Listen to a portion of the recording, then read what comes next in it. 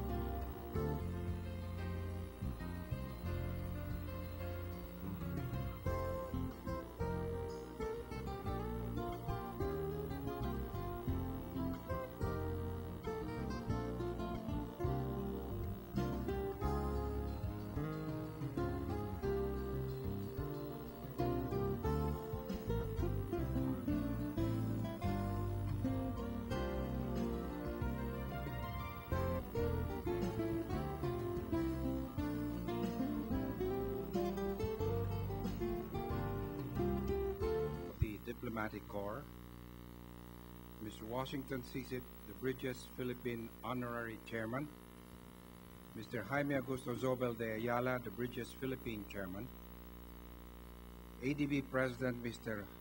Haruhiko Kuroda, members of the AIM Board of Governors and Board of Trustees, AIM President Francis Estrada and Dean Victoria Licuanan, our friends from the International Peace Foundation, distinguished guests from the government, international development organizations, business community, academe, ladies and gentlemen, good afternoon. We welcome you to the Bridges Dialogues Towards a Culture of Peace. My name is Phil Alfonso, and I will be your host and moderator this afternoon. May I now call on AIM President Francis Estrada to deliver the welcome address.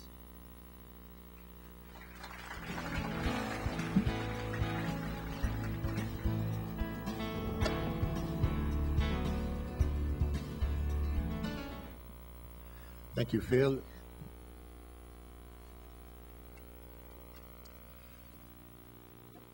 Indeed, distinguished guests and friends, excellencies, and members of the AIM community.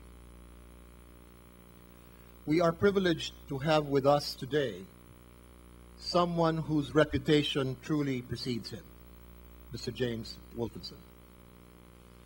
A former president of the World Bank, Mr. Wolfensohn is an investment banker turned spokesman for the world's poor, turning on its head the commonly held belief that this is a profession of heartless and occasionally mindless people. After years of dealing with global financial crises, Mr. Wolfensohn focused the World Bank on that most intractable of divides, poverty. Under his watch, the World Bank became the largest external financier for primary education, health, HIV/AIDS programs, the environment, and biodiversity. In 1995, Mr. Wolfensohn led a very important and ultimately successful initiative seeking debt relief for the poorest countries in the world. Together with the IMF, he led the bank in drawing up a list of highly indebted poor countries and working out the criteria for giving aid in coordination with the International Monetary Fund.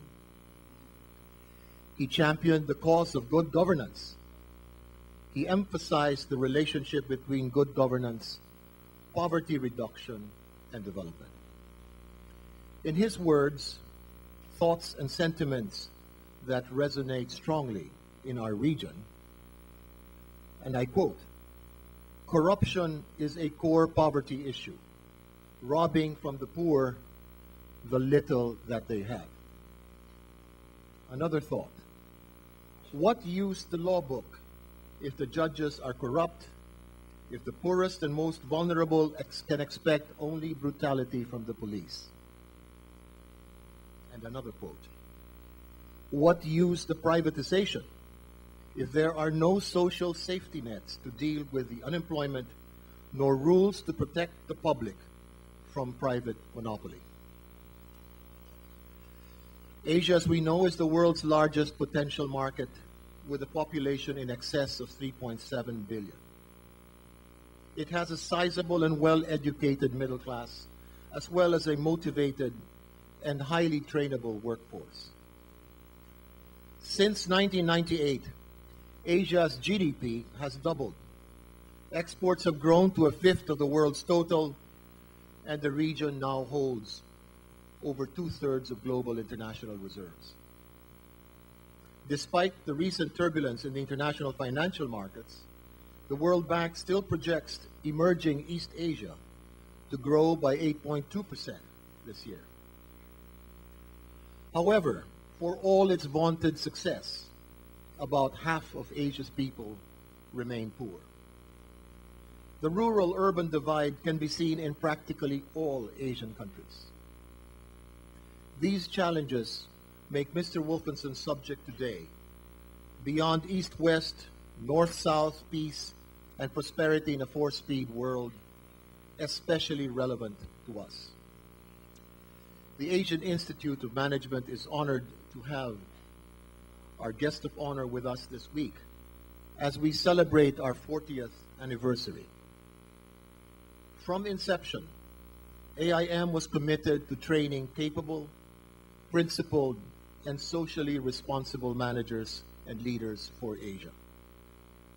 It is difficult to think of an individual that embodies this vision more than Mr. James Wolfensohn, truly a man for all seasons. On behalf of the Asian Institute of Management, thank you all for joining us this afternoon.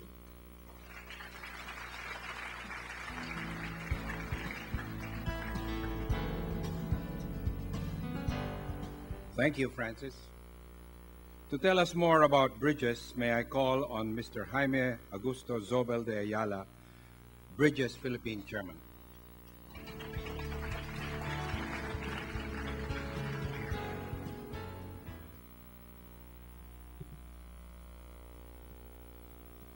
Mr. Washington CSIP, Mr. Jose Cuisia, Mr. Francis Estrada, members of the Board of Governors and Board of Trustees, Dean Victoria Liquanan, distinguished guests, ladies and gentlemen, good afternoon and delighted to be with all of you here today.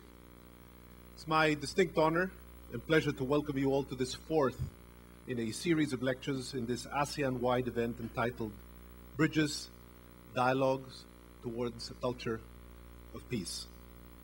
We're certainly pleased to be holding this Bridges event here today at the Asian Institute of Management, the first graduate school of management in Asia, and now proudly serving its 40th year in service. Throughout the years, AIM has helped shape the face of Asia, educating over 35,000 professional managers and entrepreneurs in over 70 countries around the world. It is certainly fitting for us to be here today to listen to how this world is changing on a day-by-day basis. The Bridges series is facilitated by the International Peace Foundation, a non-political and non-religious foundation under the common patronage of 21 Nobel Peace Prize laureates based in Vienna. The events are hosted in cooperation with various local partners, including the country's major universities, from November 2007 to April 2008. And Bridges is being continuously held in the Philippines and Thailand, involving the participation of Nobel laureates for peace, physics, chemistry, medicine, and economics. This would not have been possible without the vision and untiring efforts of Mr. Uwe Morowitz, Chairman of the International Peace Foundation. Uwe, if you don't mind standing up.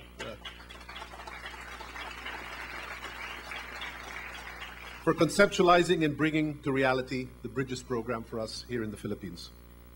It is mainly through his efforts that the Nobel laureates have come together and agreed to engage in lectures and conversations in ASEAN, which already illustrates the power of international cooperation within ASEAN and to the rest of the world to bring together a program of this quality to all of us. The topics of the ongoing events deal with the overall theme of building a culture of peace and development in a globalized world. It covers a wide range of issues in the fields of politics, economy, science, culture, and the media. They especially highlight the challenges of both globalization and regionalism and its impact on development and international cooperation. Over the next 2 months of this program, different Nobel laureates will visit the country separately to conduct public lectures, seminars, workshops, and dialogues hosted by educational institutions in Manila, Cebu, and Davao. This intercultural and transdisciplinary approach towards peace provides an opportunity for dialogue where representatives of science, politics, economy, culture, religion, the media, and youth can meet, share viewpoints, listen to each other, and find mutual ways of understanding and cooperation. The pluralistic approach ensures that different groups in our divided world can act in a highly interdependent manner to understand and help solve societal challenges. In our first 3 meetings of this series, we focused on economics and physics.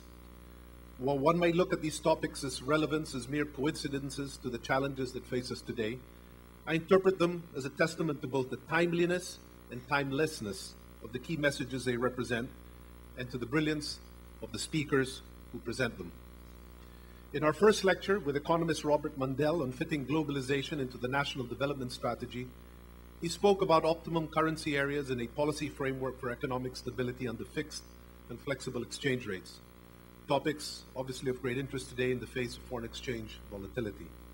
In our second lecture, physicist David Gross spoke of science's contribution to building up our stock of knowledge in the world and the way in which it works. More intriguingly, he described science as flourishing within and reinforcing systems of political and social freedoms because scientific discovery is based on empiricism, openness, transparency, and questioning. Presenting a scientific view of the world's environmental condition, he even questioned the economic paradigm of growth, positing that perhaps our present and future leaders should reconsider the strategy for development, an unquestionably contrarian view to those engaged in running countries or businesses, but fascinating nonetheless. A third meeting brought us back to the field of economics, where Dr. Finn Kidlin spoke about how deficient economic development often gets in the way of peace. He illustrated 2 cases, that of Argentina and Ireland, and pointed out how policy inconsistencies in one case led to lack of credibility among investors, even during periods of high growth, and argued that credible and forward-looking policies could have dynamic effects on the economies of poor countries. In today's meeting, our 4th in the series, our guest of honor will speak about peace and prosperity in a 4-speed world. We have no doubt that his thoughts will enlighten us in new and unexpected ways. We'd like to thank you all for attending this program. May it help us to facilitate a culture of peace and development through dialogue. And in this spirit, we welcome all of you here to learn about peace and prosperity in a 4-speed world. Thank you again for joining us.